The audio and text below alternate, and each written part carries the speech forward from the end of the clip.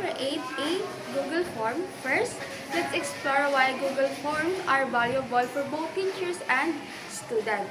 Teachers can efficiently create quizzes, survey, and feedback forms with various question types, saving grading times through automatic scoring, and also student benefits from easy access and submission on any devices along with a user-friendly interface. First, go to your Google and search for Google Forms. After that, click on the Google Forms result.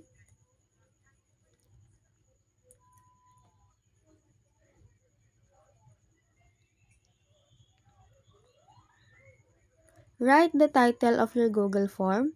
In my Google form, I wrote Webinar Registration Form.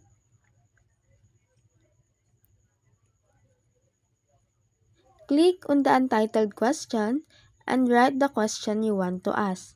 In my form, I ask for their name. After that, click the required.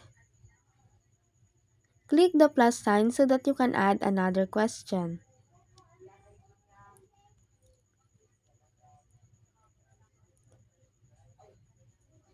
Choose whether you like a checkbox or multiple choice for your question's answer.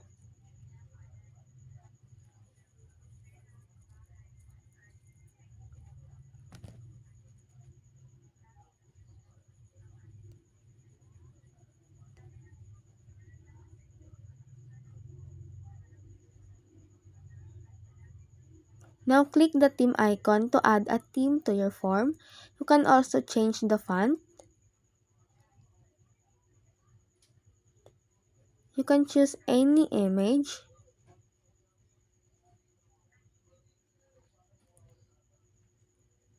Click the apply and save your work so that you can always check for responses.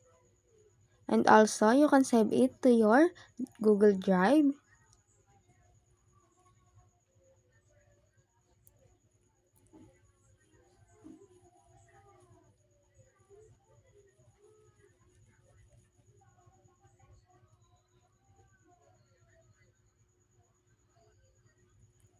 And now, I'm going to show you my webinar registration form.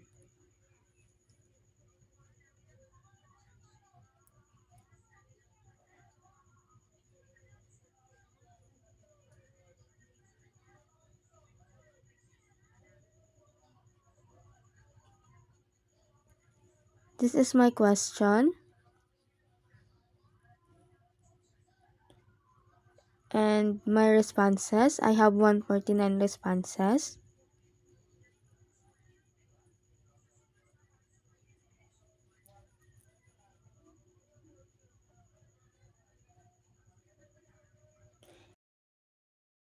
Thank you everyone. Hope you learned a lot from this video. Time